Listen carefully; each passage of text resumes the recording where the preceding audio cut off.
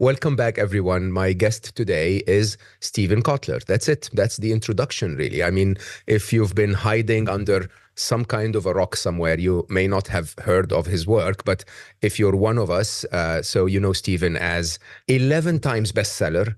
Damn, 11 times bestseller, including some real works of art. I mean, The Art of Impossible, The Rise of Superman, of course, Stealing Fire, Abundance, Bold, The Future is Faster Than You Think, among many, many, many others. In a very interesting way, I would probably say that Steven has set the stage on topics that are really important in ways that he is probably the prominent authority on the topic. So he's also a serial entrepreneur with many, many successful projects and businesses. He is an avid environmentalist, an animal rights advocate who puts his money and effort where his mouth is. So he's actually a true philanthropist who does a real impact. Steven is the friend of one of my absolute best friends on the planet, Peter Diamandis, who I owe a lot to and really consider a brother. And in all, when I met Steven, when did we meet? A month ago, I think, when I stood in front of Steven, who is, for the record, a month older than I am. He looked 16 years younger than I am, which, of course, as you can imagine, also, I'm, the chill, slow-mo. Steven is full of energy, full of inspiration, always thinking about something very complicated. We always have the most wonderful conversation. So I'm absolutely certain you're going to love our conversation today, Steven Kotler. So, Steven, I have to start from the bit that you're not going to like. I apologize about that. So, slow-mo and the man of flow. And I have to wonder why. I lived both lives. I lived a life where I was constantly hyper efficient, constantly improving my performance, constantly running right mad. I mean, even today, I do 9 full-time jobs, right? I do them with probably better than the average person does them. I am running like crazy with a lot of passion to make those things a big difference. But I have to say, there was a point in my life where I started to say, that's efficient enough. That's performance enough. And you don't seem to be in that space. You seem to be constantly optimizing for better and better and better.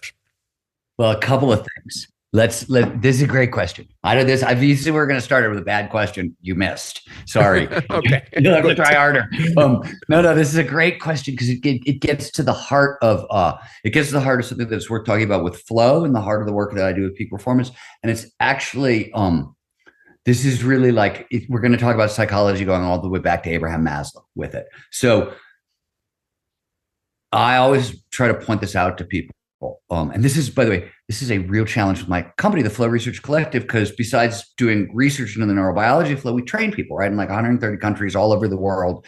And we fight the same battles everybody fights for attention, right? Nobody wants to do a lot of reading. So we have to come up with, how do you summarize flow in a sentence if a state of optimal performance where we feel our best and perform our best doesn't capture it enough, right? Because people hear perform our best and they make the assumption that was sort of baked into your question, which is that performance has something to do with efficiency, as if that was what we were doing. So let's talk about, what do we mean by optimal performance first? When we say flow, first of all, what do we mean by peak performance? Let's start there.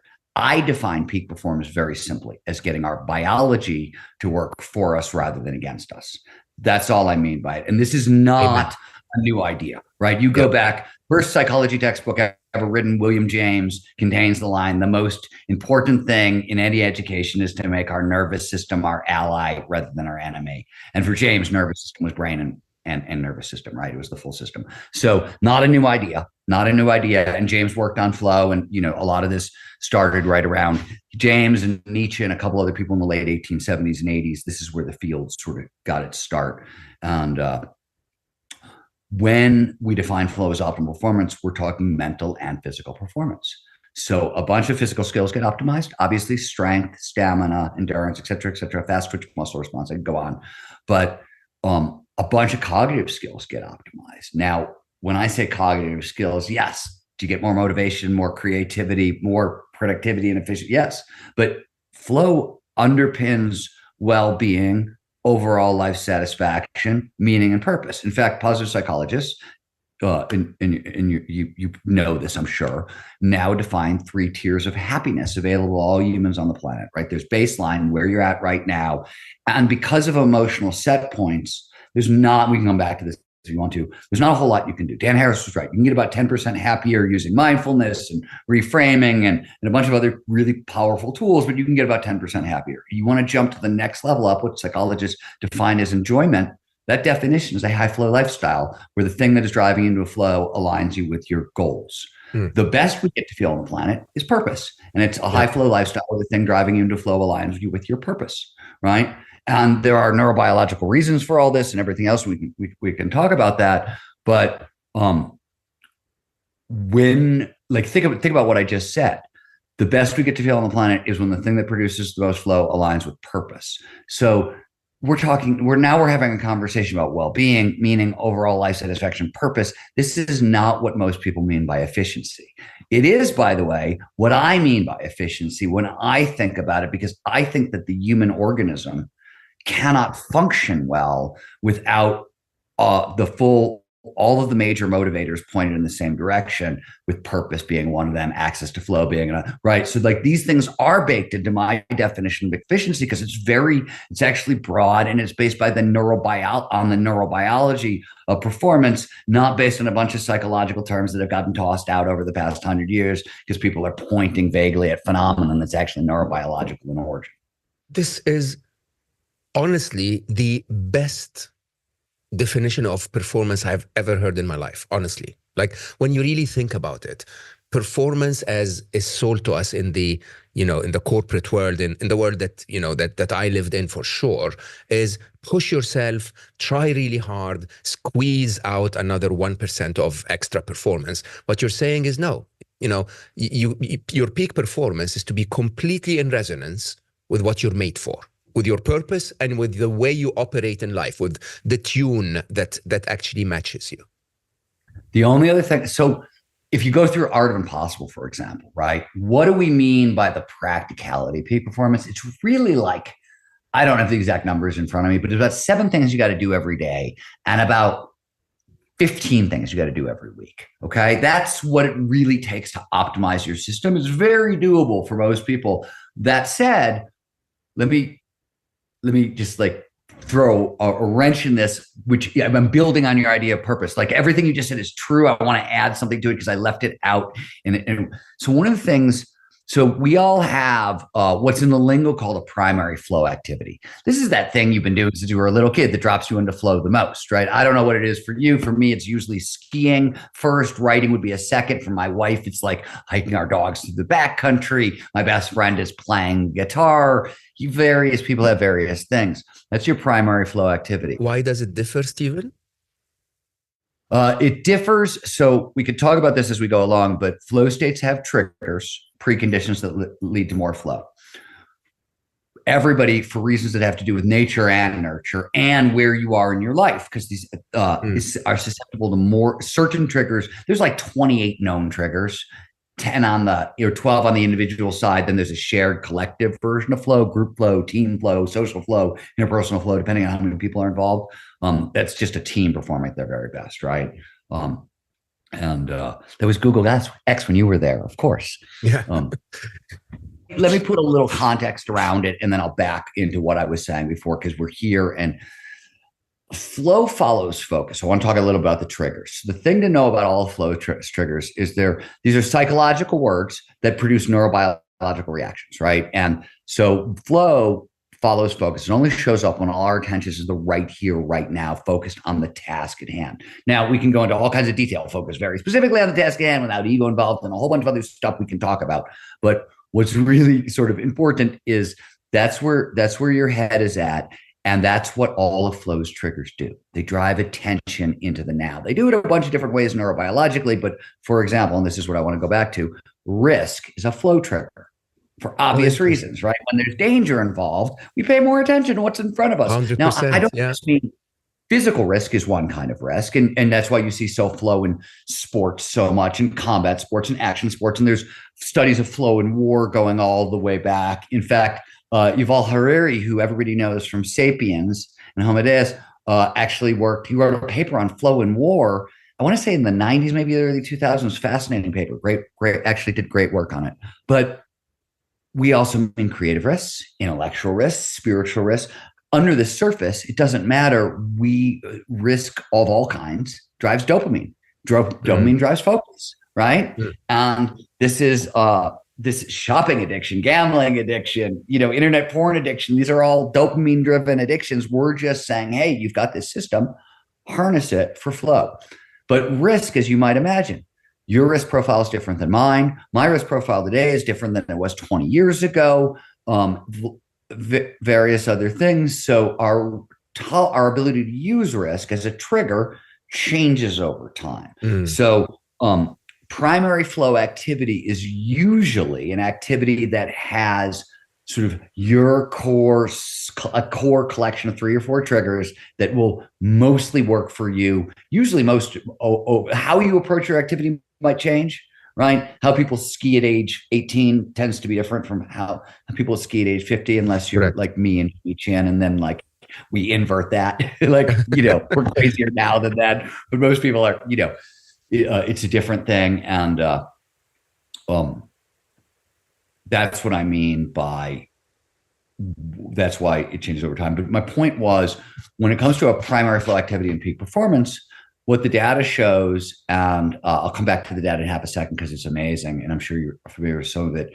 The data shows that if we engage in our primary flow activity about 3 hours a week, 4 hours a week, we can stave off burnout and depression. And this is really key. So like, this was really cool work. I don't know if you saw it. It came out of China during COVID. They did a bunch of studies on languishing and flourishing after COVID and during COVID. And they found that they wanted to know who's languishing after COVID, right? Adam Grant did a TED talk where he talked about this research. They want to know who's languishing after COVID and why. And they found that the people who are flourishing after COVID, right, the inverse of what their study was, were people who doubled down on their primary flow activity during COVID. And now that the epidemic was quieting down, this was a couple of years ago, about a year and a half ago, those people are now flourishing because they basically nourished their soul along the way, where everybody else drove themselves into burnout. So we see this all the time. We get, at the Flow Research Collective, we train leaders, and I mean, we train everybody, but we train a lot of like leaders, C-suite executives, and 50% of them come and burnt the fuck out, right? They're just like, they are the guy you described or the woman you described. We're trying to squeak an extra, inch of progress out of their days, and they're unsuccessful and they're going backwards. And one of the hardest things you have to do is convince these people that what they need to do is double down on their primary flow activity, because adult life, right? What are we told? Oh no, you're an adult now. Put down childish things. Set down that surfboard. Put away your comics. No, don't spend hours playing video games or coding computers, or you have a family now. You have a job. You have to get serious. Fuck you. Like you're killing the soul, and you're actually killing the foundations of human performance. So so everything you said is true, but I want to add in also that, like, yes, purpose matters, but also like some really sort of silly, basic, obvious stuff. Like, you shouldn't have to say to people, hey, if you go out and actually have real, true, deep fun once a week, it's going to help you lift shit the rest of the time, right? Like it's so basic. It's amazing. I often, this is why I train very few people in my company. I have the best coaches in the world and they train people. One of the reasons because I don't have patience for a lot of this stuff. To me, I'm like, you stop doing these things and you somehow think that like grinding it out for years on end and becoming a bitch to work with and an awful to be involved with in a relationship and all the stuff that goes with it is I don't get it. I don't get it. It's not like if I were to say, okay, Mo, the solution is you have to solve for pi. Right. Then you would say, oh, okay, Steven, no, let's not, right. But the solution is like go outside and play for 3 hours a week, doing something that nurtures your soul. You are so spot on. This is so eye-opening for me, Steven. So yeah, I normally get close to burnout a couple of times a year because I sort of publish a book every other year and, or a product somehow mid-year. And then by the year end, You're November singing my song. I'm on the same. I'm right with you on the same schedule, yeah, basically. and then November normally is just very busy traveling and so on and so forth. So I get close to burnout in those 2 times of the year. This last year, I was so burnt out by November. I was so burnt out, right? That I basically took all of December off. And then when the new year started, by the 1st of January, I'm looking at my WhatsApp. I have 148 conversations, everyone asking for my time.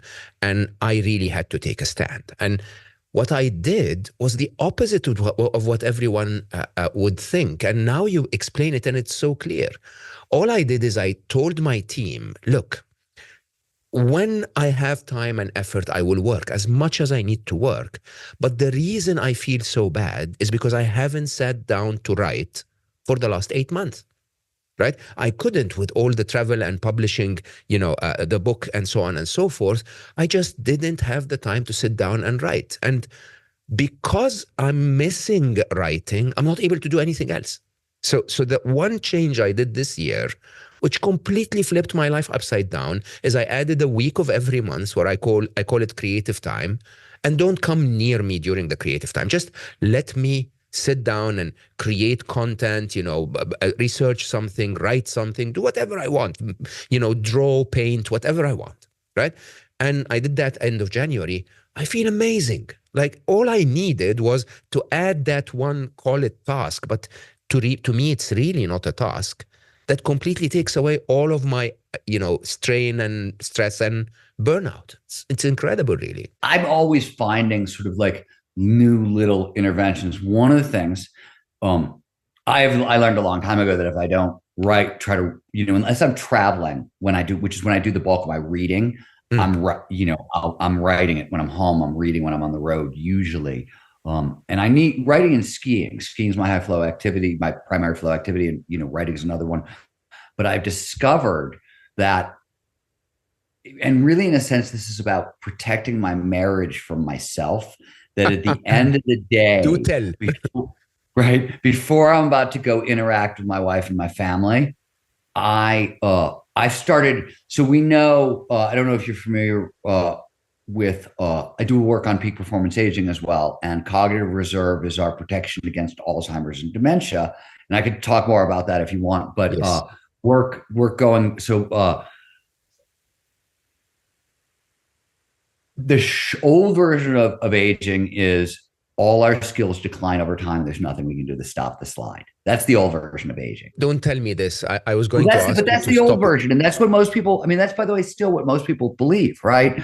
But the new version, 25 years of data, and this is not, so I'm not talking about like what Peter Diamandis and my, friends of ours are working on in the longevity sciences. I'm talking about peak performance aging from a different perspective.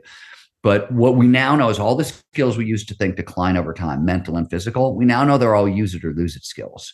So you can actually hold on to most of your skills far later and far longer in life than maybe thought possible. And there are actually a bunch of cognitive superpowers that start to come online in our 40s and 50s. So we're actually really well built to thrive in our later years. And part of this is Alzheimer's and dementia, which now, because we're living into our 80s and 90s, are real issues that almost everybody face. So Yaakov Stern, who's at Columbia, discovered that we have cognitive reserve. Cognitive reserve is literally, this is really cool, but I have to get a little technical here. When we suffer from Alzheimer's and dementia, as you probably know, these are predominantly diseases of the prefrontal cortex. Yeah. And it's the prefrontal cortex is the newest structure in the brain. So it's the most susceptible to kind of brain diseases, right? The evolutionarily deep structures like our reward system that's deep in the center of the brain, or the amygdala fear system, very little touches them. Like you can possibly have a stroke to those areas, and there's certain diseases like Parkinson's and a couple other things, but it's very hard to get there. Most of the damage is the prefrontal cortex. So if you want to fight off Alzheimer's, dementia, what you need is redundancy in the prefrontal cortex. And the brain, when the brain learns something, it's redundancy is how it does it, right? When we talk about neural nets, functional connectivity, you never get the exact same neurons lighting up each time, right? There's a cluster of neurons that could light up, right? And one of those ones is going to light up. And which one it is, we can tell you the probabilities, but we can't point to it, right? Because it's non-deterministic. That said, the brain loves multiple systems. It doesn't ever learn how to do things one way. It learns how to do it 6 or 7 different ways, right? So what Yakov figured out is that for every additional quote unquote leisure activity, I learn to draw, I learn a foreign language, I learn to play guitar, I take up knitting, whatever, you get an 8% additional, it builds, it's additive benefit, protection against Alzheimer's. You build up cognitive reserve. So interesting. And and what they all say, this is one of the things I always talk about when I talk about peak performance aging, is, in fact, Yakov said this back in the 90s, I think, in his first paper on this. He said, what the research says is if you want peak performance aging, start young. You need a lot of these skills to really stave this off. So like people who do sort of what we do, where we use our brains in lots of different ways to earn a living, have a head start, right? People who have expertise in a bunch of different areas, they have a head start, but you still need to add these things in. And the last conversation, Mihai Csikszentmihalyi passed away during COVID. And while I am hesitant to call him a mentor or a friend because I didn't know him well enough to put him in either of those categories, but he was very helpful at very key points in my career. We had several along the way. I had like every 2 years, I'd have a conversation with him that would totally reshape things. And the last conversation I had with him before he died, he basically was talking about this very thing, like have a bunch of these flow generating skills as you age, if you really want a high quality later years. He was a hiker, mountaineer, outdoorsman. Little known fact about Mihai Csikszentmihalyi, rock climber, mountain.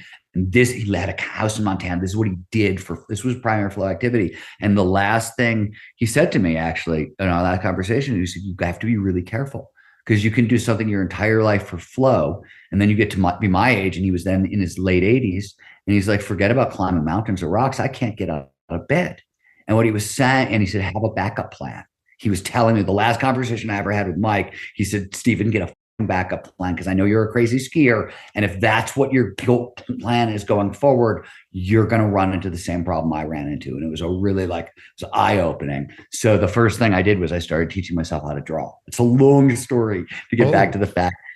But I started teaching. I started making a drawing a day, and I make it in the gap after work and before I go see my wife, because it's like a little 10 to 15 to 20 minute flowy exercise that gets me sort of out of my head. What it really does is it calms my ego down, right? You spend a day at work sometimes, and sometimes you need a healthy ego to run companies and do our jobs and things like that. And that's not usually the best thing for a marriage, I've discovered. I don't know why. Yeah. I don't know why that is, Mo. But I'm not very smart. But anyways, so I do a little mini flow activity at the end of every day. And I find it does like 3 things. It calms me down and allows me to I don't have a really hard time meditating later as a result, or reading, or it basically it calms me down enough that everything I do after that works. But that was a really long tangent, and I apologize. Actually, not at all. It's so basically you're designing your life around flow activities. You're allowing yourself to live your primary flow activity at least once a week, and then you have mini flow activities, you call them. And I have a question. I mean, shouldn't you have a bit of proficiency in drawing to actually get to flow? I mean, in that case, you'd be struggling a little bit. It wouldn't feel like flow. It would feel a little bit more like a struggle, right? You're talking about a slightly different flow trigger, which is the challenge skills balance. It's the classic trigger of flow. This says flow follows focus. We pay the most attention to the task at hand. When that task, the challenge of it, slightly exceeds our skill set, right? You want to stretch, but not snap. But you need enough skill that you can automatize the process. So yes, okay, here's the thing that I left out of this particular story, which is I have a degree in art from years ago. Oh, did you? Years Okay. ago. College. All right.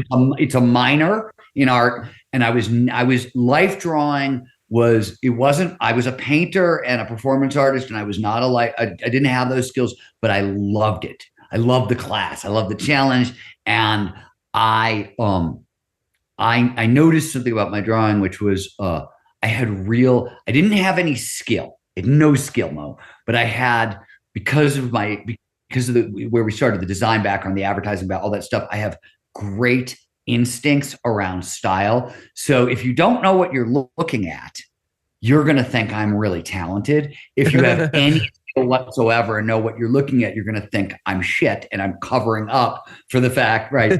You'll see through it. And my teachers hated me, but my fellow students loved me because they couldn't tell what I was doing. But the teacher knew I was conning everybody, but I could make stuff look really artsy. It looked like art. It just wasn't particularly technically proficient, and it always bugged me. So I always knew that I wanted to go back and get that technical proficiency because I was curious. I was like, wow, I sort of could make art.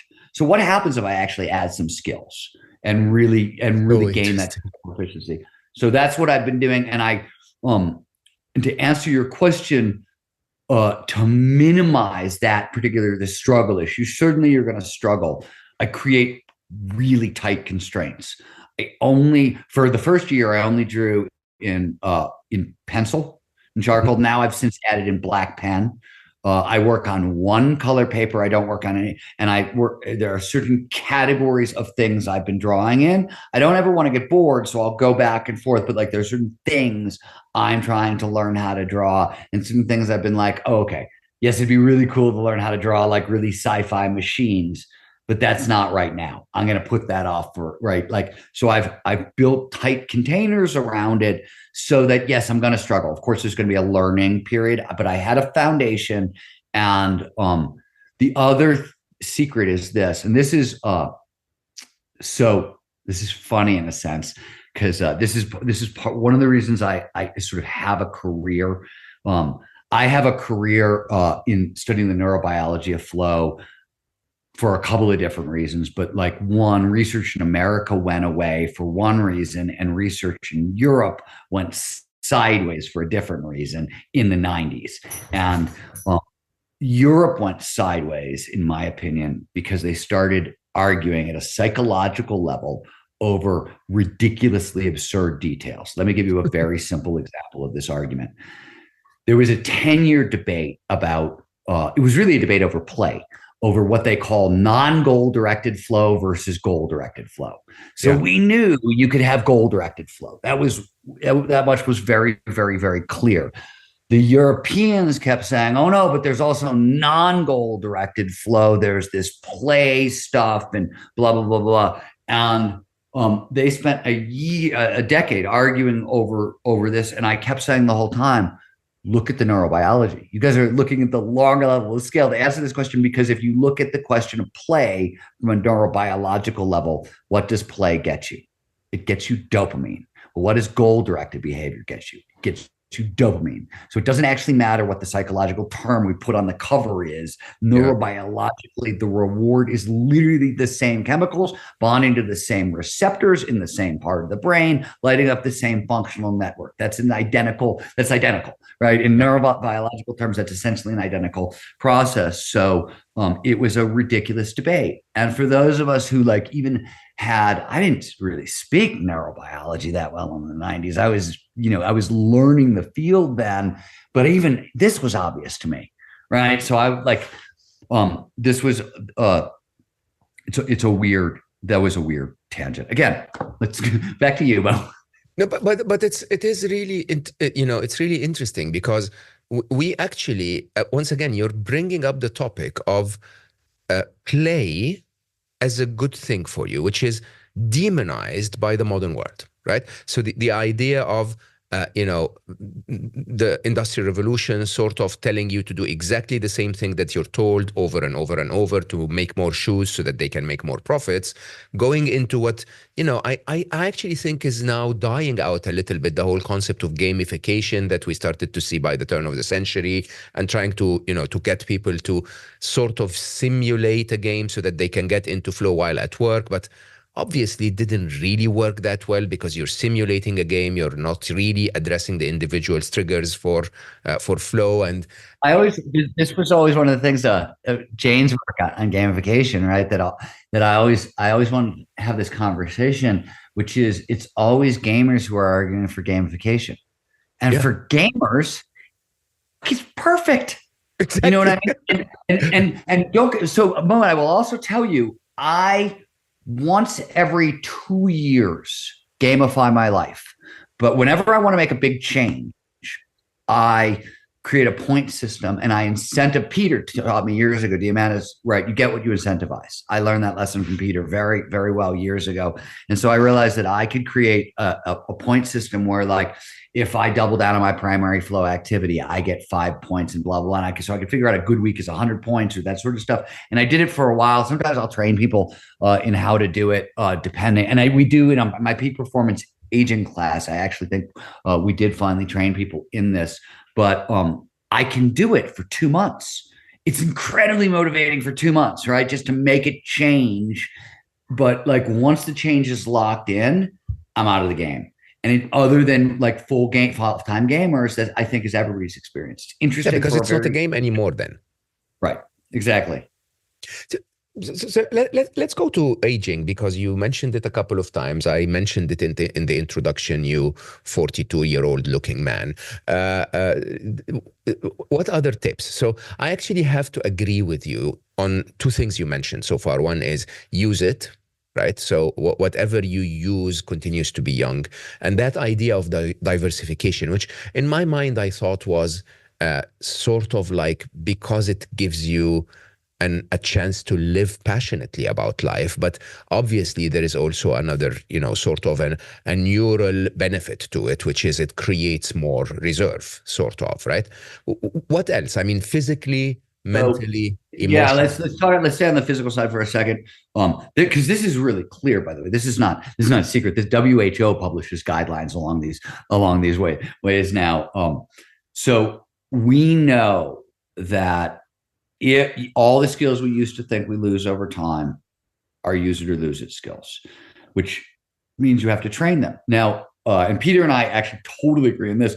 You can perform at your best very, very late in life, but you actually have to start training for old age, sort of like, I don't want to say professional athlete, because I know a lot of professional athletes and I actually know how much they're training, but you have to train at least as hard as a very serious amateur athlete. Put it that way. What the research shows is you need about 150 to 300 minutes of vigorous exercise a week. You need roughly like 2 or 3 cardio days. That minute time. You need a couple of additional strength training days a week, and you need to train balance, agility, and flexibility a couple times a week as well. So there are very sort of like, we know the numbers and how long you have to train things for and various things to get the results you want. And you have to train them all at once also, which is where a lot of like, where do people go wrong? They do things like, as they age, for example, they start adopting, I'm not going to ski anymore. I'm not going to do this anymore. I could break. Instead, I'm going to go run on a treadmill. And that's, it's a disaster for a lot of different reasons. I mean, I could go into a million of them, but it's a really bad plan.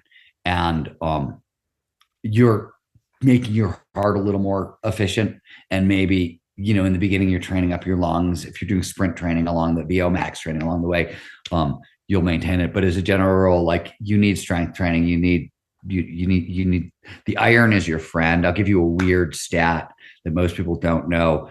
I'll let you guess. What do you think is the single most important physical correlate for longevity and for quality of lifespan and longevity? I'd say muscle mass, which probably means Okay. You're right. Be more specific. I would say heavy lifting, probably. It's thigh muscle mass. Oh yeah, Thigh muscle, absolutely. right? Absolutely. Thigh Yeah, muscle yeah. mass inversely correlates with mortality. So the stronger our thighs are, the longer we live. And there's a bunch of different reasons. And it's also the stronger our thighs are, the more we preserve cognitive function, not just That's physical incredible. function, cognitive function. So there's a bunch of reasons why, but let me give you one that you're not thinking about that most people don't think about. So your brain runs on essentially calcium, right? Potassium, calcium, sodium. Hmm. Where do you think those substances are stored in the body? Liver? Bones, No way. Oh, yeah, calcium is obviously bones. Yeah, right? So what happens to bone density over time? It decreases. correct. The cutting edge of peak performance aging right now is the relationship between bone density and bone health and cognitive function, because the bones are the mineral storehouses for the body and the brain. And the brain uses 20% of our energy. And that includes things like calcium and whatever. So like it's got a big operating budget. And some of that operating budget is coming out of our bones, which fade over time. But if you lift heavy, you preserve bone mass over time. So one of the things in our country that I emphasized a little bit, and there's an argument, there are people argue back and forth on the effectiveness of this, but I often lobby for so I look for one of the secrets that we sort of train for at the Flow Research Collective, because everybody we train is busy, right? It's the commonality among all the people we train. Everybody's so busy. So I look for what I call multi-tool solutions. Mm. Don't give me a problem that's going to solve one. Life is too short and I move too fast to solve problems one at a time. I need a solution that's going to solve like 11 things at once for me to even consider it. So like, I'll give you an example. An infrared sauna as a recovery tool is a great multi-tool solution. Meditation. Why is that? So for flow is a very high performance state. And one of the things that we learned about flow back in the 90s is it's not a binary. You're not in the zone or out of the zone. It's a cycle. It's a 4-stage cycle. You named the front end of the cycle earlier when you talked about struggle. That's the first phase of the flow cycle, the struggle phase. You're loading the brain with information so you can perform it automatically, right? With less cognitive interference. Then there's a release phase where you sort of take your mind off the problem, flow state itself. And then there's a recovery phase. Flow is a really high energy state. So if you're going to be getting into if you want to use this stuff at work on a daily basis, and you have to recover on a daily basis from that flow state. And if you're adding in, some of the peak performance aging stuff that we're talking about, where you're actually going to have to start really training a little bit harder also, then you have to double down on recovery. So there are passive recovery tools and active recovery tools. Passive recovery, which most people do, which is TV and a beer, is a disaster. It actually blocks recovery. There's a million. We can go into the details here, but like it blocks recovery. That is bad. Let's move on to like what is good. Well, long restorative walks in nature, breath work, or meditation, Epsom salt baths, restorative yoga. And I love infrared saunas. Why? 2 reasons. 3 reasons. One, I could do it for like 40 minutes at the end of my day, and it automatically lowers cortisol levels. So unlike a lot of the other recovery things out there, infrared saunas, being a sauna in general, it flushes cortisol out of your system. So it automatically makes you less stressed, which I think is great. 2, I do breath work in the sauna. Oh. So, right, I do my breath work in the sauna, and I do 2 kinds of breath work. One, I do kind of the more rigorous Wim Hof style, that sort of breathing exercises, because there's copious data, besides resetting your nervous system, that you can enhance cardiovascular function and lung function athletically by doing breath work in a sauna. So it's one of the better ways. I don't train cardio as hard as I train other things.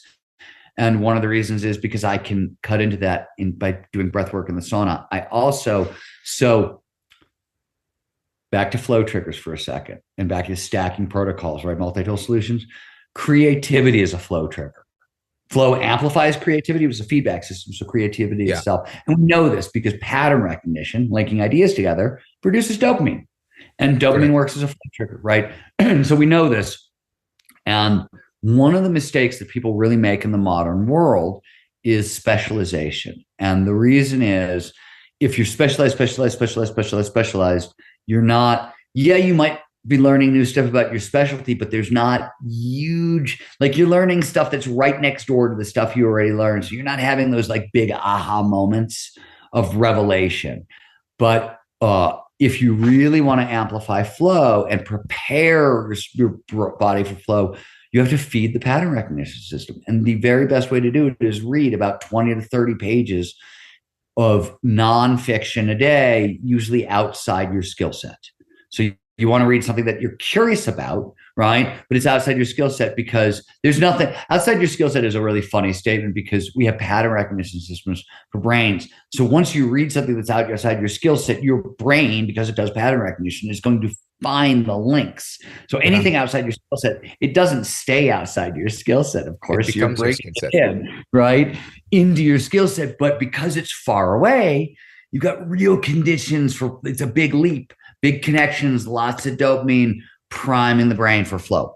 So I like to do all those things inside an infrared sauna. And like a 40-minute sauna, I can read for 20, 25 minutes. I can do my breath work for the day, and I can do a recovery protocol. And with breath work and focus, the final thing is flow is a focusing skill. It's not quite the same way of focusing the brain you use in mindfulness, but it's a focusing skill. And the more flow you get, the more flow you get, and the more focus you get, the more flow you get. So by training the brain on mindfulness, on meditation, on these kinds of things, you're making yourself more flow prone over time. So this is a multi-tool solution. Saunas are great because I'm training up the pattern recognition, I'm training focus, I'm calming down, losing cortisol, I'm using mindfulness and breathwork to also calm down my nervous system. This makes it easier to get into the challenge skills balance and stay in that flow zone we talked about earlier, et cetera, et cetera, et cetera. So remember when I said you need to do about 6 things every day and 7 things every week? One of the things you need to do sort of every day is have an active recovery strategy in place. So how much of your time do you dedicate to all of this, Steven? I mean, it's not really much. It's actually, I would say it's an hour. It's about an hour a day, maybe a little bit more. You have to, so one of the things, let me give you another example, because a lot of the things that you have to do every day, you're going to do it's more about how to do them rather like things you're going to do normally, and it's how to do them. So I'll give you an example. If you can, you want to start your day with a 90-minute block of uninterrupted concentration. That 90 minutes is the brain has built-in focus slots that are 90 minutes long. Like we go through a REM cycle that's about 90 minutes long. We have a focus waking cycle that's the same length.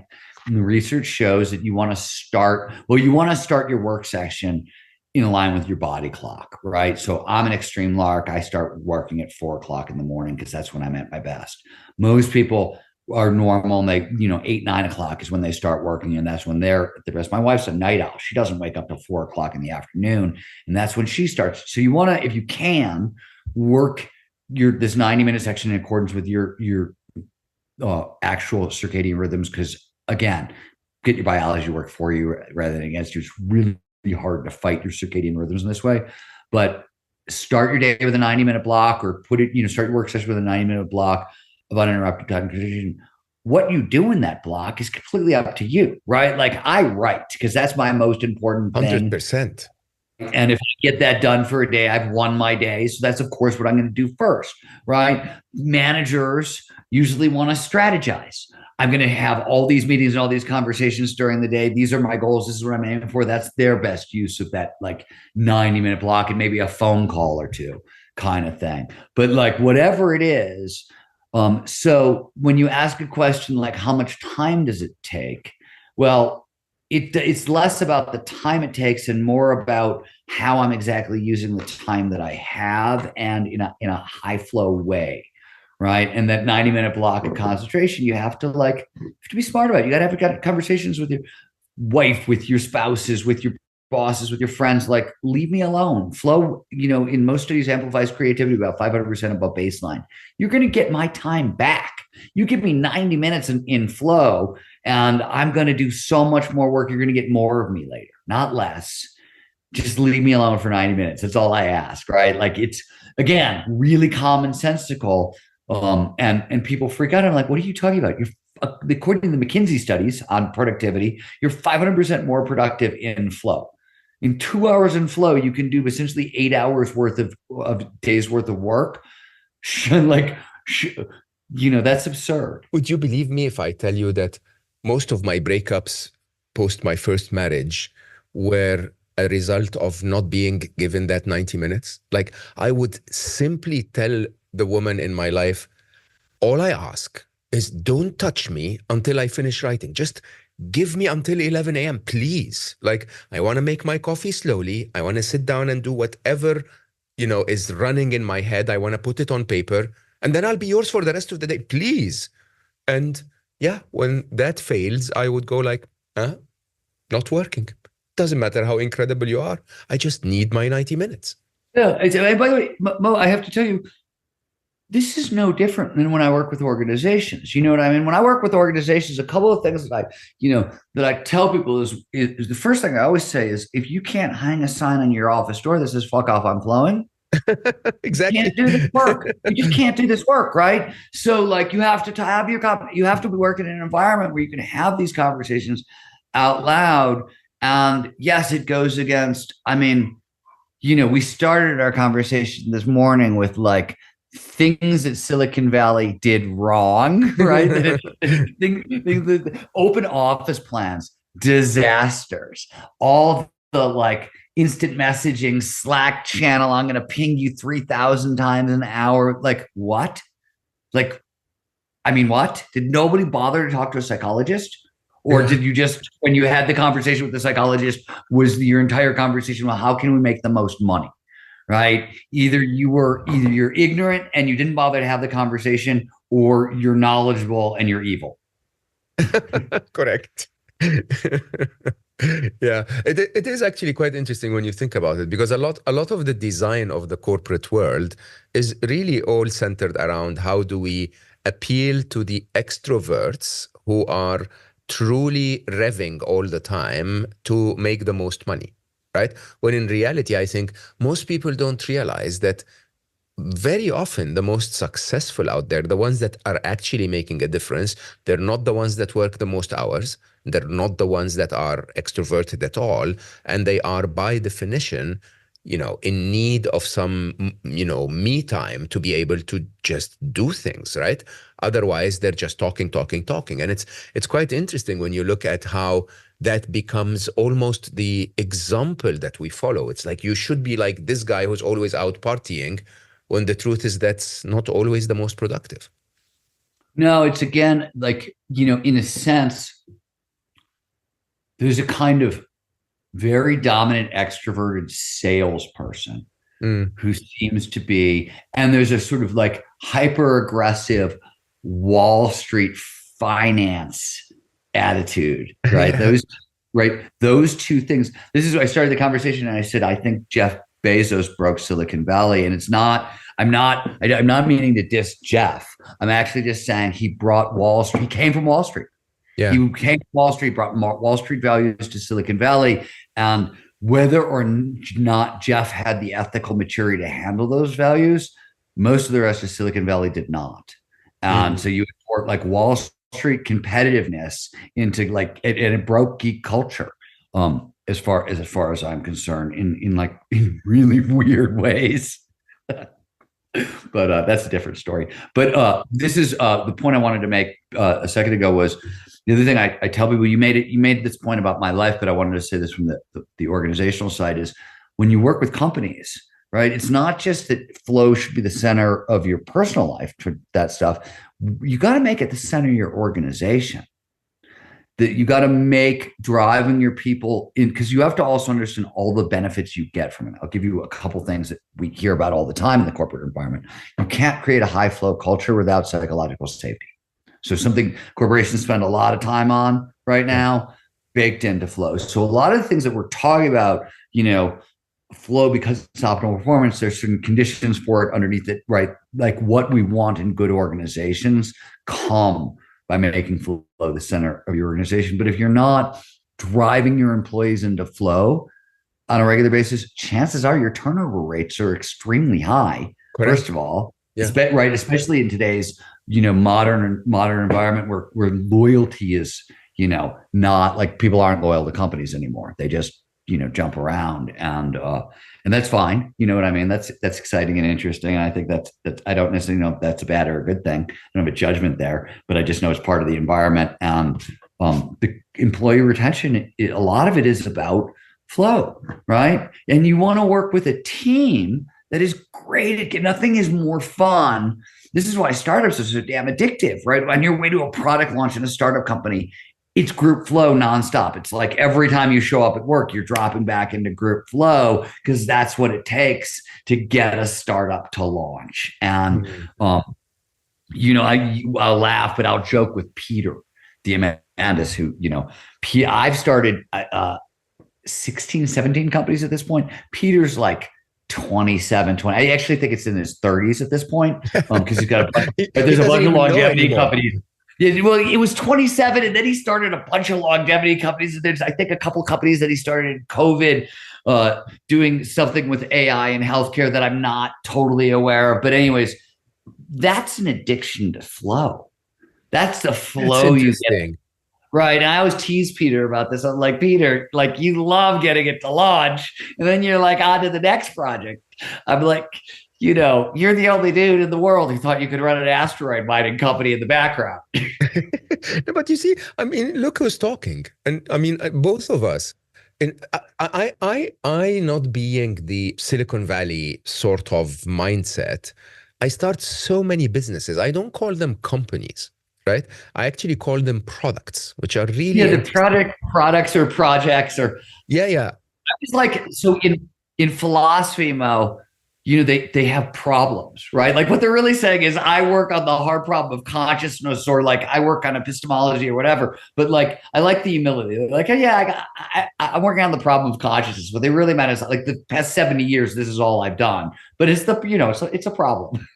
Exactly. But it is, there is, when you call it an addiction to flow. And I have to admit, in the last couple of years, I really, it started to really hit me very clearly, because you sort of gain skills along your path, right? So to be chief business officer of Google X, you have to learn business skills, discipline skills, and so on.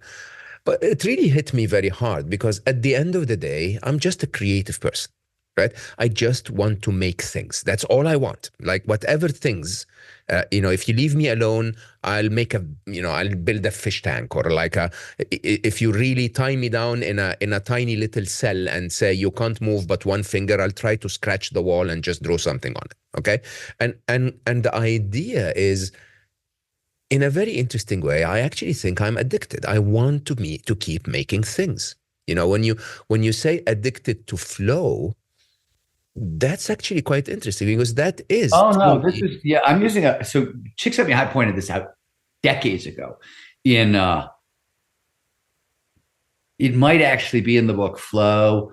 I don't think it is. I think it's one of his other books, but from right around the same era. We're talking about the early 90s. He said, so first of all, flow cocktails, 5 of the most addictive pleasure neurochemicals the brain produce. Yeah. Right. I think it's the only state where we have dopamine and serotonin both in the blood at the same time. Yeah, you're totally right. And it's not so. More researchers, we know you get dopamine at the front end and serotonin at the back end, like the afterglow of flow is serotonin. Those chemicals tend to work in opposition, right? When dopamine goes up, serotonin goes down, and vice versa. There is some data, and we are actually in the process. We're about 6 to 8 months away from being done with this, but we found a way to track neurochemicals in the brain in real time over long stretches of time that will give us Oh, wow. hopefully this data. Yeah, we found a way to repurpose some COVID tests and use them to find neurochemistry levels, and it's working really well. And we're going to use it. The first two we're starting with our serotonin and dopamine, and the first tests are basically tracking those levels over time in Yeah. like a month as people move in and out of flow. So track flow and then track those neurochemical levels, and it's going to tell us the answer to what you just raised. But anyways, so yes, you're right. You get these five neurochemicals. They're the most addictive chemicals on earth. This is like, That's I mean, we talk about gambling addiction or sex addiction or whatever, and you're really talking about like a little bit of norepinephrine and a little bit of dopamine. Flow is like those two chemicals plus three others, maybe four if you're talking about group flow. It's crazy in terms of its addictive power. But what Csikszentmihalyi said years ago, Mihai Csikszentmihalyi, the godfather of flow, pointed out that flow is unlike other addictions. It's addictive as hell. It's unlike other addictions because all other addictions lead backwards. And flow, because it's an addiction to improving on your using your skills to the utmost and getting better, extending yourself. It's an addiction that leads forward. But it doesn't change the fact that it's still an addiction. And there's a dark side of flow, right? If you have we see this all the time. We deal with like retiring professional athletes or retiring special forces, or by the way, people who have moved from, I was running startups to now I'm running a sort of more mainstream company. I never do that.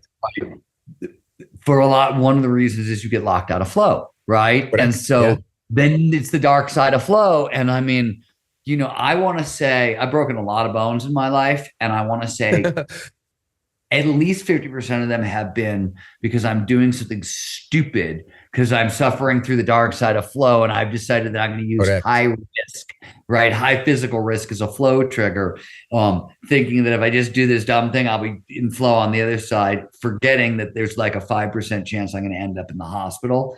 Because if you do that enough over time, I've been to the hospital a lot. It's funny because, again, when we met, I'm the exact opposite. I never ski, bungee jumping, no way.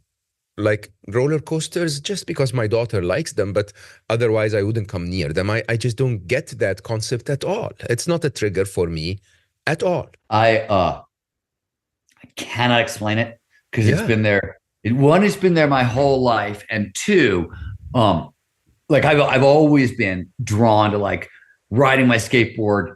Can I ride it down this hill, or like can I jump my bike over this thing? As a little kid, simultaneously, I was bullied in school, and when you're bullied when you're young, one of the things you always want to do is find ways to assert your bravery, improve yourself again and again and again. And so like, I think from like the time I started studying martial arts to the time I started taking action sports very seriously, some of it was I'm wired this way, some of it was very flowy, and some of it is like, I'm making up for the sins of allowing myself to be bullied as a small child.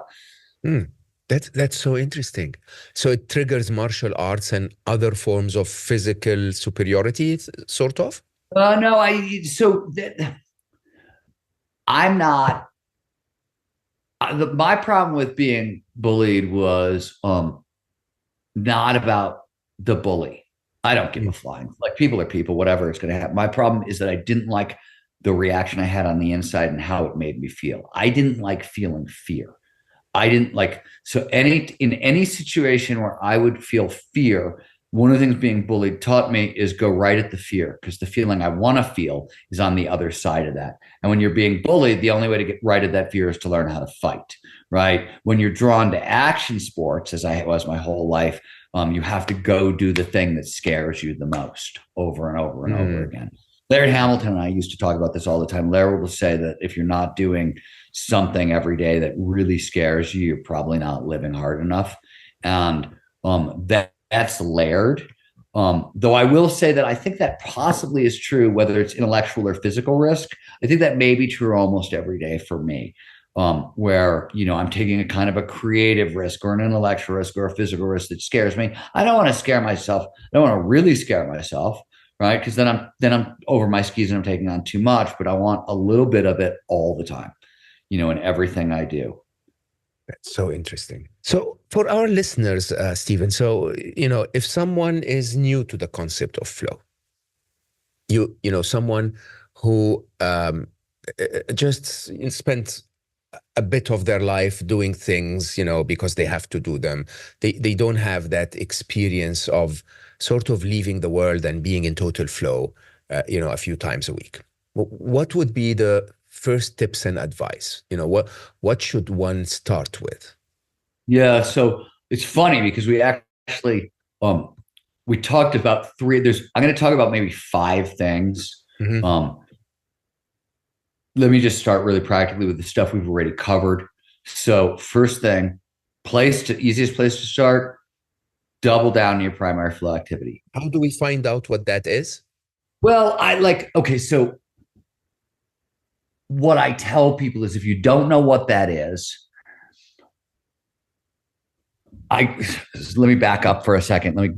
I like to explain why things work in the body before I give people advice. So I want to start there.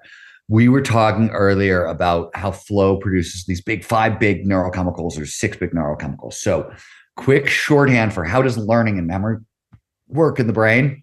Yeah. The more neurochemicals that show up during an experience, the better chance that experience gets saved for later. Neurochemicals are essentially multi-tools in the brain. They do lots of different things. One of the big things they do is they tag experiences. Really important, save for later, right? So we tend to remember flow states is my point. And certainly so if you think about ages 10 to 20 or ages 0 to 10, and you were to think about your favorite memories, some of them are going to be like tied to somebody you love, perhaps, or events, my birthday, right? But if they're not tied that way, you're remembering flow states. So think about, just go through your life 10 years at a time and think about, what are my big memories? What do they have in common? Was I outside? Was I inside? Was I taking risks? Was I not taking risks? What were the conditions? Was I alone? Was I with other people? So you don't know what your primary flow activity is. Look at these flowy memories you have, right? And look at the commonalities. And chances are that those commonalities are going to add up into an activity where you actually think about it. You're like, oh, I forgot this. I'd only done it maybe 15 times, but every time I did it, God, that was amazing. I need to do more of this, right? That's how sort of most people know what I'm talking about when I say primary flow activity.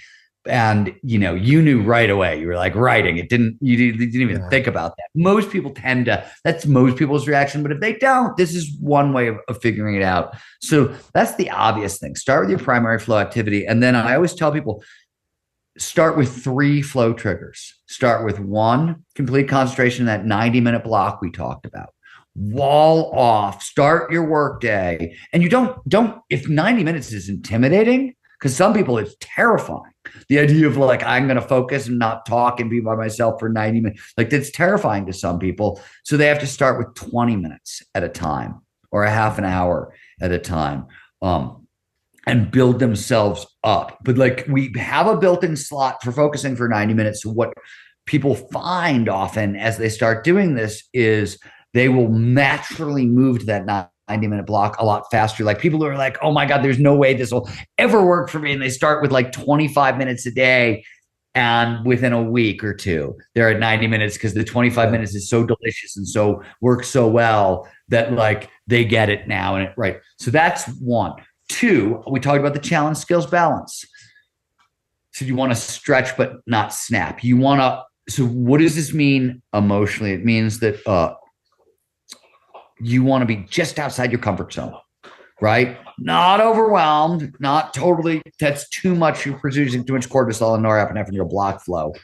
But underwhelmed, boredom, not enough norepinephrine and cortisol, your block flow. In between is this sweet spot. And it's just sort of outside your comfort zone. So for shy, meek, risk-averse folks, you got to get a little comfortable being uncomfortable. Flip side, type A hard chargers who will take on these huge challenges simply for the thrill of it. This is especially true with people. You see it a lot in Silicon Valley because you see it a lot with people with ADHD and ADD, where they take on these huge challenges because it helps them focus. And I'm not saying don't take on those huge challenges. It's actually really good from a motivational science perspective. Huge challenges are great for motivation. You have to chunk it down though. So what's right in front of you is like, if the huge challenge is like 50% greater than your skills, you want to chunk it down. So what's in front of you is like 4 or 5% greater than your skills for the day. That's what you're doing now. The whole challenge is enormous. So that's the second thing you want to do. You want to double down on your primary flow activity, start carving out periods of uninterrupted concentration for your highest flow work. And then as you approach that work, you want to be just outside your comfort zone.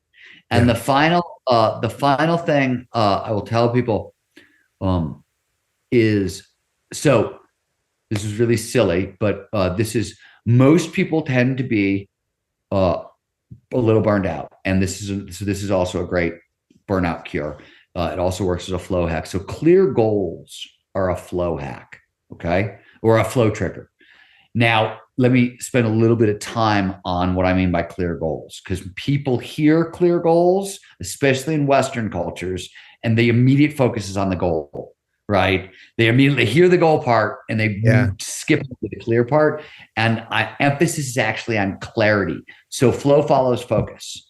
Our focus stays on the task at hand when we know what it is that we're doing and we know what it is that we're doing next. I tell people you want to start your day or end your day by I end my day or I start my day. The first thing I do is I make a clear goal list for the day. This is my to-do list for the day. And even if it's on my calendar, I write it out by hand. And I do this for a bunch of reasons. I said that flow states have triggers, and these triggers marshal attention. Most of the ways we've been talking about it, triggers that do this by driving dopamine and norepinephrine, these focusing chemicals. One of the other things that flow triggers do is they lower cognitive load. Cognitive load is all the shit you're thinking about at any one time. It's everything rattling around your brain, right? Right. It's the reason. So efficiency experts will often tell you, and Marie Kondo, like, start by cleaning your office. Yeah. Why should you, if you want more productivity, start by cleaning your office? Why is that? Why could that possibly work? It's because it lowers cognitive load. It frees up RAM. And if you free up energy in the brain automatically repurposes that energy for paying attention to the task at hand. So a clear goals list, knowing what you're going to do today in order of importance, starting with your hardest task, which is where you're going to put your 90-minute flow activity and going, to the deepest, and everything that goes. I always say a couple things that are important here. I'm going to go a little bit in depth on what I mean by clear goals, because if you get it right, it's an amazing tool. So all it is a daily to-do list. You want to write it out by hand because there is a very tight link between the brain and how the brain works and how our hands move and embodied cognition, and typing on your computer won't get this done. So even I have a calendar. I use the same thing everybody else has used, but I start my day by opening up a little notebook, piece of paper right here, listing everything I'm going to do today. If it takes energy, it goes on the list. That's the important thing. Is right. It's not just these are all the work tests. No. If I have to have a tough conversation with my wife that's going to be draining and it's going to cost me energy, and I have a limited energy budget, I'm a human being and I have a limited energy budget, or if I got to walk my dog or go to the gym, of course, these things have to go on the list because they're going to take energy. So the other thing that I tell people is start with your hardest task first, and everything that's going to take energy. And most importantly, run the following experiment. Figure out how many things you can do in a day and still be excellent at all of them. And that's how many go on your list. So over the next couple of weeks, track how many things you do in a day, and see how many you can be great at, right? As a general rule, starting with, I always write for 3 to 4 hours every day. Right. And then I always hike my dog immediately afterwards. So like, I know like those things, like that's the first 5 hours of every day of my life. Right. It's 4 hours for my like high flow activity and followed by a little bit of exercise, get into nature, clear my head. There's a bunch of reasons why I do that. Again, it's a multi-tool. we'll just stop there. But I like, those are my clear goal. Like, you know what I mean? I can start ordering my life that way. And finally, some people like to start in the morning. If I have my druthers, it's the last thing I do before I leave my office. So like, we talked about drawing. That'll sort of like calm me down, reset my system, and then I'll make my clear goal list for the next day. It takes about 2 minutes, right? That's the other thing. When I said there's 6 or 7 things you got to do every day, one of them is write a clear goals list for the next morning. One of them is do something to tune your nervous system up, right? That could be a gratitude practice, which again takes 5 minutes. It could be a mindfulness practice, which for stress work is 11 minutes, right? A day. Or regular exercise, which is like, if you're doing it for your nervous system, it's like 20 minutes. So you can pick which one you want. And if you're short on time, it's the gratitude practice, because you can manicure your nervous system in 5 minutes a day with a gratitude practice.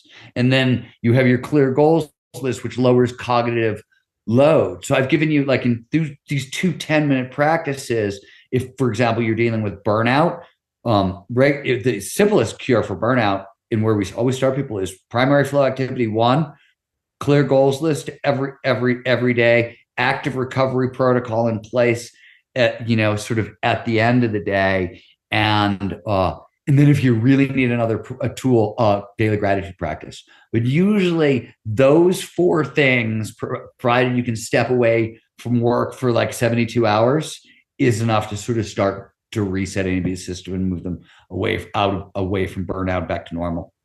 Incredible. You know what's going to happen next time I meet you? I'm going to look younger than you. That's what you just did there. I'm looking forward to it. Is that a challenge? Are you betting? It is. In fact, this is going to be one of these great bets. I will bet you $5. Oh man, I've been dared in public. No, but it's so you see the main difference, honestly, Steven, which I really admire about you, is that first of all, you make it so simple, but you're unwavering about it. You see, my challenge is, I know that these are important things for me, but then one day I'll skip this, one day I'll skip that. So it's a great point. It's a great point, and let me spend a minute on it. And sorry to interrupt you, but I notice this with a lot of people, and so I talk about this. I talk about this in my book, Now Our Country, on peak performance aging. So this is how I do this. I work for the boss. I don't get to control my own life. I work for the boss. Who's the boss? The boss is the version of myself that writes up the to-do list, because he has my long-term best interest at heart. Because the version of myself in the moment today, right here, right now, no, I am like everybody else. I want the quick high. I want the easy fix. I don't want to work as hard. Like, I am wired just like everybody else. There's nothing extraordinary going on. The only thing is, I have made a decision that I've made 2 decisions. One, in deciding that I work for the boss, if it goes on the to-do list, it gets done no matter what. I don't give myself the option. And 2, when I say I'm going to do something and I say it out loud or I write it down, I know something foundational about human behavior and human performance. And this is one of the most important things I'm going to say today, which is I tell myself I'm going to do something on a to-do list or out loud, and I do it or I die. And one of the main reasons I do it is the brain pays a lot of attention to our behavior, right? So one of the things the brain always wants to know is, how's your follow through, right? Yeah, exactly. It's testing you. If what brain wants to know, because if it goes on a to-do list and I have to do it, my brain will give me the energy I need to be up for the fight. But if my brain knows that when I say I'm going to do it, well, 50% of the time, I mean, actually, I'm not going to do it. My brain will not actually get up for the hard challenge. This is the same difference. You see a very similar version of this exact same effect in the differences between fixed and growth mindsets. Everybody talks about this, right? What's the big neurobiological difference between a fixed and a growth mindset? When you make an error with a fixed mindset, your brain doesn't bother to learn from the error because It doesn't believe you can learn from an error. So why waste the energy? And if you have a growth mindset, when you make an error, your brain is like, well, why did we make that error? How do we do it better next time? Oh, we're just going to build off that. And you learn.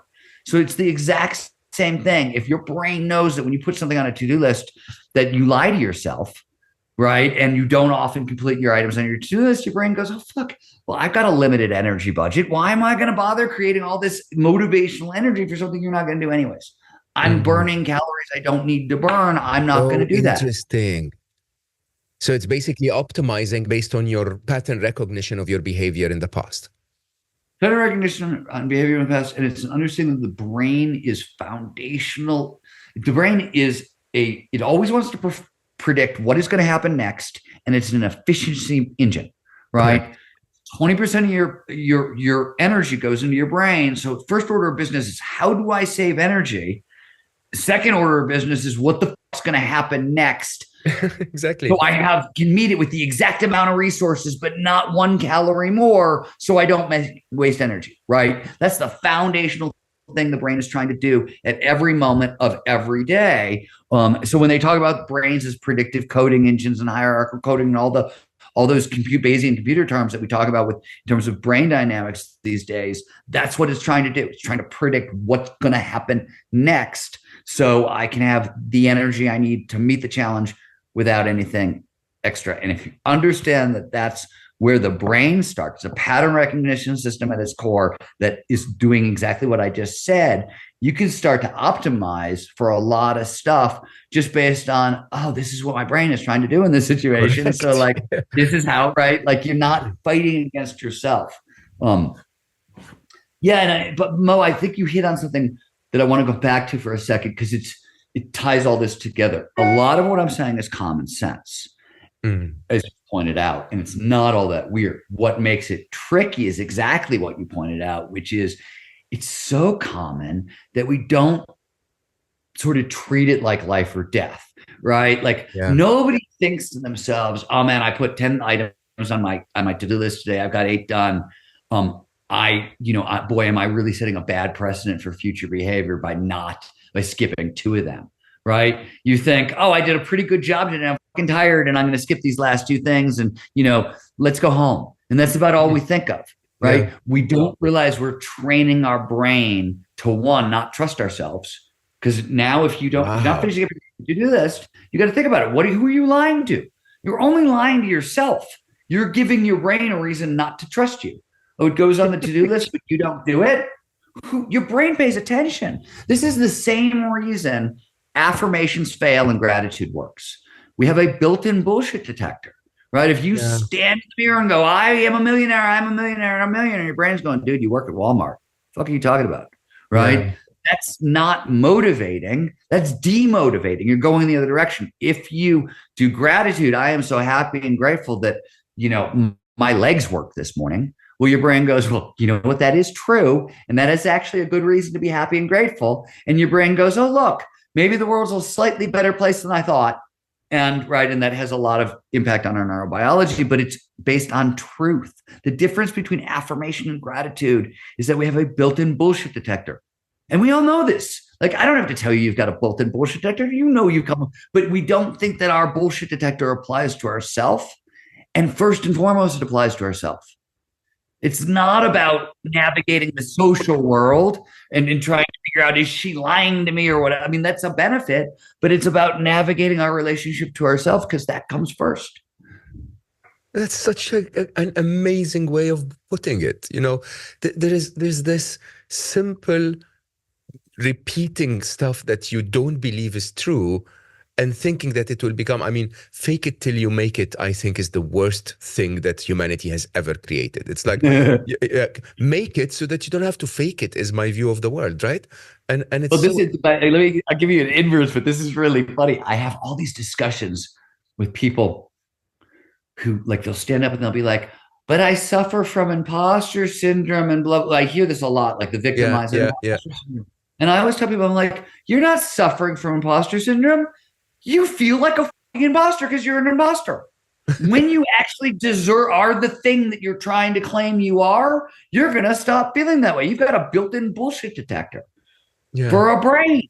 Your brain knows when you're lying to yourself. When you get up on stage and try to present yourself as the world's leading authority on something, and you've managed to convince everybody who was hiring you and everybody in the room it's true, but you're standing up there and you know what actual expertise looks like, and you're pretending to be that expertise. Your brain knows. That's fake it till you make it, right? But like, I always laugh at this how do I get rid of imposter system? Expertise. Like, exactly. It's like right? find out what it is that you're an imposter on and learn it. Mm-hmm. Yeah. I can see that working. I mean, it drives me crazy. I'm like, come on, this is not you may not like the answer because it means you have to work hard, but like we know this answer, right? Yeah, it is. However, I mean, I have to say, you have to have the compassion for how many things are being thrown into people's minds every day, that it's becoming really confusing, when in reality, I actually have to say, the only thing is you are in charge of your fate. It's as simple as that, right? Yeah, some external events will happen in your life that you cannot control. Even then, beyond the external event, you're in charge of your fate.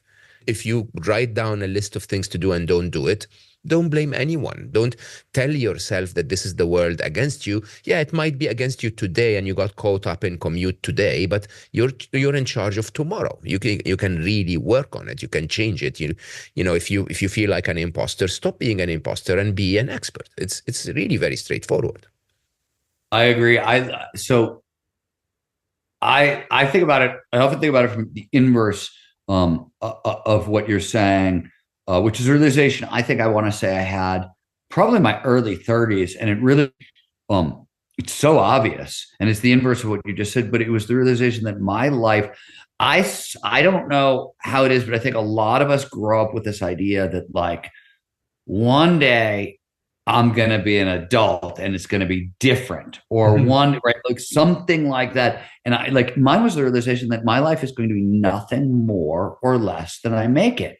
And every time I'm saying yes or no, right, I'm making that life. If I choose to spend an hour watching television versus I choose to spend an hour teaching myself how to do something, like I am making those choices, those little choices of what do I do with an extra hour a day? Yeah. Right. Yeah. Those are the things that add up into quality of life and accomplishments and those sorts of things. And this is one of the hardest. There's a couple things that are really hard about training people in peak performance from a conceptual level. And I think one of the hardest things to get people to understand is that peak performance works like compound interest. Right. It's a little bit today, it's a little bit tomorrow. Right. But yes, you do it for a couple of years. It does compound. Right. It totally compounds, because if you get into it, I mean, you know this, if you start getting really good at flow, I'll give you an example from something spectacular that everybody knows Richard Branson, but in Stealing Fire, right? There's a Richard Branson quote in Stealing Fire where he was talking to Jamie Wheel, my co-writer, and myself about this. And he was like, dude, 2 hours in flow, there is nothing I can't get done. Right? What's the secret to success? And this is not just Branson. This is every successful person over time. This is Maslow, what Maslow figured out back in the 50s, right? He figured out that the only commonality among most successful people on the planet was they all figured out how to alter their consciousness and drop into flow and use it to generate their success. This was, we've known this a long time, 70 years at this point, 80 years. I don't know when Maslow did that original research. I want to say 54, but I think that was when he published it. Yeah. And I could be wrong because I'm not. Scott Barry Kaufman's the Maslow expert. I'm just friends with the expert. Yeah. Then you make it, and you do it. Like, what that really means is just showing up and doing the same thing over and over and over again. Irregardless of outcomes. Yeah. Right? Like, I'm going to write every day, and I'm not going to care how it makes me feel. It could suck. It could be great. I don't want to ride the high too high. I don't want to ride the low too low. I don't want to take it too seriously because I'm going to edit it anyways later or whatever it is. You know what I mean? It means I'm going to go work out every day. I'm going to try to get 90 minutes of exercise in every day. I'm going to write for, at least 90 minutes. And there's a handful of these things. And it's just the only difference between, I think, like myself and the next person, or peak performers in general, and the next person is we don't deviate. Yeah. We figured this, right? This is what it takes and some of it I think is like I think it's sort of self-reservation because a lot of the peak performers I know are not the most emotionally high functioning people to begin with. They figured out one way they can live really efficiently, and they do that. Yeah. Right. And they learn not to deviate because they don't have a ton of emotional control. And it's especially, I come out of the world you come out of. I'm an artist. I'm a creative. You know what I mean? Like I used to watch creatives. I mean, like people who had more raw talent than I'll Yeah. ever hope to have, right? Yeah. But I used to watch them fail all the time, like fail. People who would get like artists, painters who would get MoMA shows and be unable to like do the paintings for the show, even though they were producing a painting a day for 10 years and something like this happened, they can't do it. Or thing like I kept watching people fail, and I realized that the difference between the ones who fail and the ones who succeed was literally like this checklist. The ones who succeed have a checklist that they're going to execute on every day, no matter what. And the ones who fail are the ones who are going to go, oh, life punched me in the mouth. I've got emotions. I'm not going to execute today. Instead, I'm going to drink or stay in bed or right, like whatever. The difference was literally like who just gets up when they feel bad and executes on the checklist, knowing that the checklist is going to make them feel better because they learned that lesson. The checklist originally comes up. I think most peak performers develop it as a way to manage their own emotions. They don't develop it seeking for peak performance. They often develop it for like, how do I deal with myself psychologically? And peak performance is sort of the byproduct. That is so spot on. I mean, again, so one of my habits since really I started studying actually for university, not even working, was that idea of if it comes on the list, it will be done. That's it. And that's the whole idea. And yes, if it's force majeure, which happens like what, 3 times a year, Right. I'm gonna do it the next day. Right. It's Exactly. as simple as that. Yeah, right? exactly. It's so funny. And this is, I don't know about you, Mo. I look at today, it took me a really long time to get my shit together. You know what I mean? Like I was sort of a bartender into my late 20s. I mean, I was as a writer and things like that, but I was still like, as a bartender. So like, I don't think there were not a lot of nights that ended sober. Let me just put it that way. Right. I didn't know you say those things in public. Keep going. I say all kinds of things in public. But so it was like, it took me a really long time to sort of get there. But like all I did along the way is, I was a fuck up on a lot of categories, but it didn't change the fact that I wrote every day. I worked out every day. I did a couple other things every day. And then I might like go do acid and go surfing. Right. But like the checklist got done before, even before that stuff got done. And that's always been pretty constant. And mostly it was because it was emotional regulation. Yeah. I was trying to like manage my nervous system. Yeah. You're amazing, my man. I really, really, really, I can't thank you enough. This was so wonderful, so eye-opening, so full of energy, and honestly, solid advice on so many levels. Honestly, Steven, thank you so much. This was really wonderful.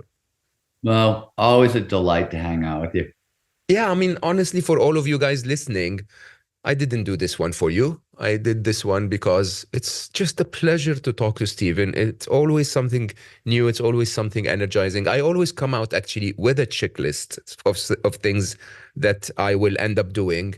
I hope you did the same. I hope you realized that a lot of what you can achieve in life is up to you. It's in your hands.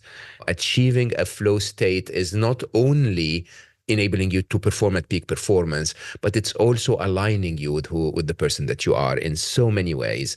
It definitely is something that you should have on your list. I cannot recommend enough Steven's work. Honestly, if you haven't read the books, read the books. If you want to join his training, Steven's all over the internet. You'll always be able to find him, and it won't be a waste of your time. I can absolutely guarantee you that. Thank you so much for giving me the opportunity to have those wonderful conversations with amazing people, record them for you to join us. And I will always say that if you're running and revving so fast every day, you're not really at your peak performance. Try to find a little bit of time to slow down, a little bit of time to flow. I love you all for listening, and I will see you next time.